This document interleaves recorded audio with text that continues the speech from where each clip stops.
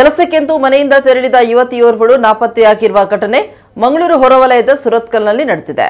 ಇಲ್ಲಿನ ಸಮೀಪ ಒಂದರ ಮಣಪುರಂ ಫೈನಾನ್ಸ್ ಉದ್ಯೋಗಿಯಾಗಿರುವ ಕಮಲಾಕ್ಷ ಎಂಬವರ ಪುತ್ರಿ 20 ವರ್ಷದ ಶಿವಾನಿ ನಾಪತ್ತೆಯಾದ ಯುವತಿಯಾಗಿದ್ದಾಳೆ. ಈಕೆ ಜನವರಿ 16ರಂದು ಬೆಳಗ್ಗೆ 7 ಗಂಟೆಗೆ ಮನೆಯಿಂದ ಕೆಲಸಕ್ಕೆ ಅಂತ ತೆರಳಿತು. ಸಂಜೆ 5 ಗಂಟೆಯಾದರೂ ಮರಳಿ ಬಂದಿಲ್ಲ ಅಂತ ಪೋಷಕರು ಪೊಲೀಸ್ ಠಾಣೆಯಲ್ಲಿ ದೂರು ದಾಖಲು ಮಾಡಿದ್ದಾರೆ.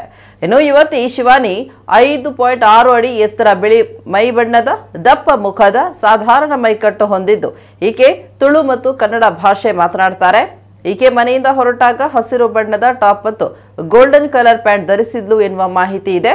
ಈಕೆಯನ್ನ ಯಾರಾದರೂ ಕಂಡ್ರೆ ಸುರತ್ಕಲ್ ಠಾಣೆ ನಂಬರ್ 0824 222 0540, 94808 05360, 94808 02345 ಅಥವಾ ಮಂಗಳೂರು ನಗರ ಕಂಟ್ರೋಲ್ ರೂಮ್ ನಂಬರ್ 0824 222 0800 ಗೆ ಮಾಹಿತಿ ನೀಡಬಹುದು ಅಂತ ಪ್ರಕಟಣೆ ತಿಳಿಸಿದೆ.